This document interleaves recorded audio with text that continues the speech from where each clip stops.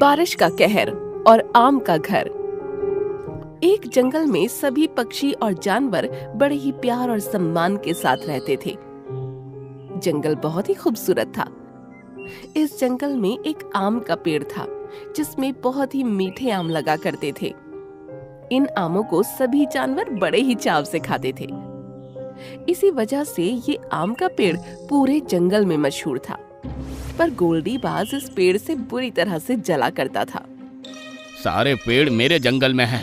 पहले सभी जानवर हमारे जंगल आते थे और हर फल के बदले कोई ना कोई चीज हमें दिया करते थे, लेकिन ये पेड़ सबको फ्री में आम खिलाता है। इसकी वजह से मेरा धंधा चौपट हो गया है। एक शाम एक बहुत तेज आंधी आई। सोनू कबूतर उस वक्त पेड़ के पास से ही गुजर रहा था। आंधी आते देखकर वो पेड़ के नीचे बैठ गया। उसी समय गोल्डी बाज भी वहीं छिपा बैठा था। अब आएगा मजा।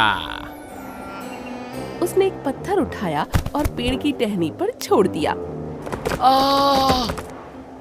इससे पेड़ की टहनी टूट गई और सोनू कबूतर पर गिर गई। इससे सोनू कबूतर की मौके पर ही मौत हो गई। जब आंधी शांत हुई तो सभी पक्षी और जानवर वहां जमा हुए। आम के पेड़, हम तुम्हें कितना मान सम्मान देते थे और तुमने इसका हमें ये इनाम दिया। ये मेरी गलती से नहीं हुआ। आंधी बहुत तेज थी और तुमको अपनी टहनी संभालनी चाहिए थी। तुम्हारी वजह से हमारे सोनू कबूतर की मौत हो गई। अब हम तुम्हारा एक भी फल नहीं खाएंगे, ना ही कोई कभी तुमसे बात करेगा। दोस्तों, मेरी बात सुनो। सभी वहां से चले गए। उसके बाद पेड़ बेचारा बिल्कुल अकेला हो गया और दिन रात बस रोकर बिताने लगा। इस जंगल में मीनू चिड़िया भी रहा करती थी, जिसके साथ उसके 3 बच्चे थे। बच्चों, तुम लोग कहीं मत जाना, मैं तुम सबके लिए खाना तलाशने जा रही हूँ। वापस लौटते हुए शाम हो जाएगी मुझे। मम्मी, सभी पक्षी सिर्फ 1 घंटे में फल लेकर आ जाते हैं, लेकिन आपको हमारे लिए कोई भी फल लेकर आने में इतना समय क्यों लगता है? बच्चों, हमारे जंगल में आम के अलावा एक भी फल का पेड़ नहीं है और उससे हम आम ले नहीं सकते। जंगल के बाकी पक्षी और जानवर गोल्डी बाज के बाग से फल खरीद कर लाते हैं, लेकिन मेरे पास तो उसे देने के लिए कुछ है नहीं, इसलिए मैं दूसरे जंगल से तुम सब के लिए फल लेकर आती हूँ। इसलिए मुझे समय ज्यादा लग जाता है। ठीक है मम्मी, जल्दी आना। मीनू चिड़िया को निकले हुए काफी समय हो गया था।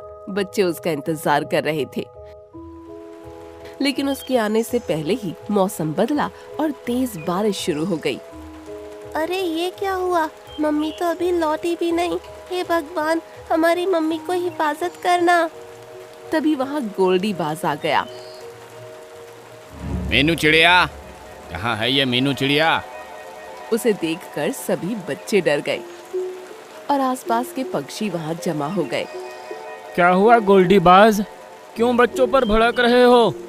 तभी मीनू चिड़िया वहाँ आ पहुँची, जिसकी चोंच में एक सेब लटका था। लो मेरे बच्चों, मैं आ गई।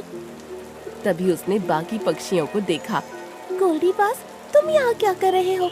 और आप सब लोग इस तरह मेरे घर पर कैसे जमा हैं? देख लिया आप सबने कि अब इसकी चोरी पकड़ी गई तो कैसे भोली बन रही है।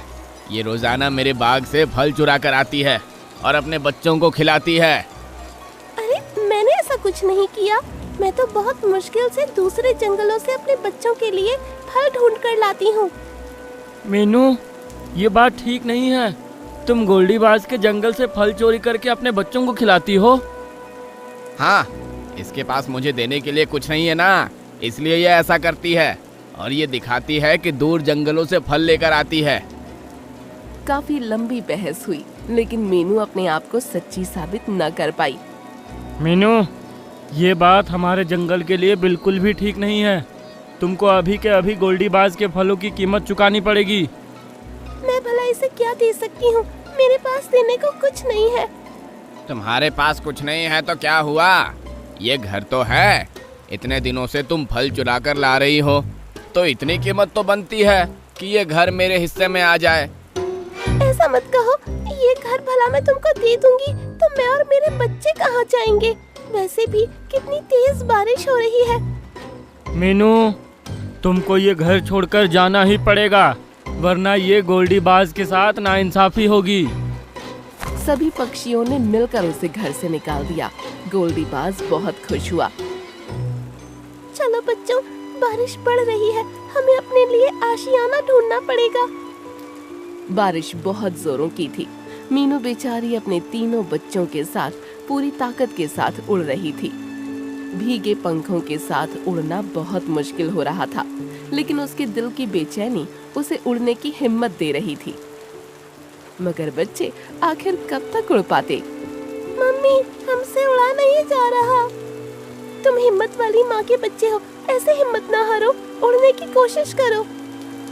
बच्चों ने बहुत जोर लगाया, लेकिन हवा का झोंका उन्हें पीछे घसीट ले गया।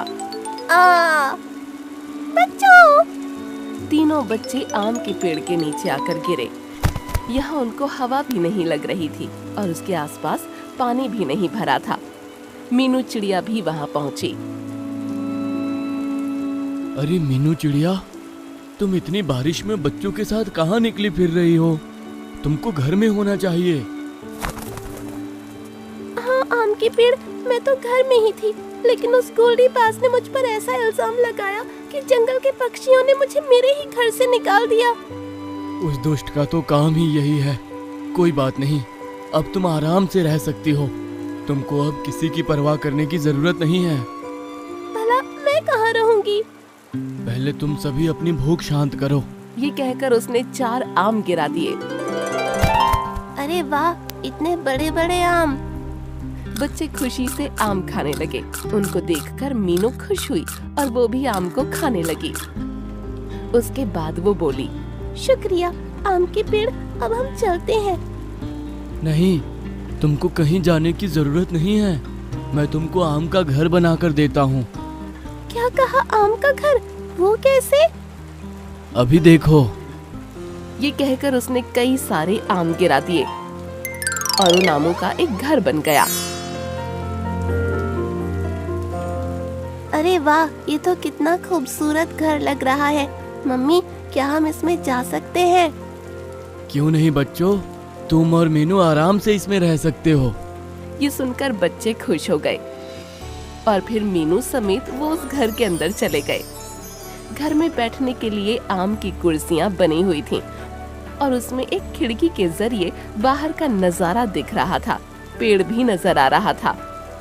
तुम बहुत अच्छे हो प्यारे पेड़, तुम्हारा बहुत बहुत शुक्रिया। आम का पेड़ मुस्कुराया। दूसरी तरफ जंगल के कुछ पक्षी बहुत परेशान थे। जंगल में बाढ़ आ गई थी। सभी के घर टूट चुके थे और वो इधर से उधर भागते फिर रहे थे। अरे वो देखो, आम के पेड़ के आसपास जरा भी पानी नहीं भरा। चलो सब उसी पर चलते हैं। सभी पक्षी अब आम के पेड़ के पास इकट्ठा हुए। तुम सबको इतने दिनों बाद देखा है, तुमसे मिलकर अच्छा लगा। हम तुम्हारे पास कभी नहीं आने वाले थे, लेकिन बारिश में हमारा घर तबाह हो गया है। और ना जाने कैसी अजीब बात है कि तुम्हारे आसपास बारिश का पानी जमा नहीं हो रहा है। तभी उन सब की नजर आम के घर पर पड़ी, जिसकी खिड़की से मीनू झांक रही थी। अरे, ये मीनू चिड़िया के पास घर कहाँ से आया? ये तो आम का घर है। मैं तुमको भी ऐसा घर बनाकर दूंगा दोस्तों, लेकिन इससे पहले मैं तुमको बता देना चाहता हूँ कि सोनू कबूतर को मैंने नहीं मारा था। गोल्डी बाज ने मेरी एक टहनी तोड़ दी थी जो सोनू कबूतर पर गिरी थी, और उसके बाद वो भाग गया और तुम सबने मेरी बात सुने बगैर मुझे अपराधी घोषित कर दिया था।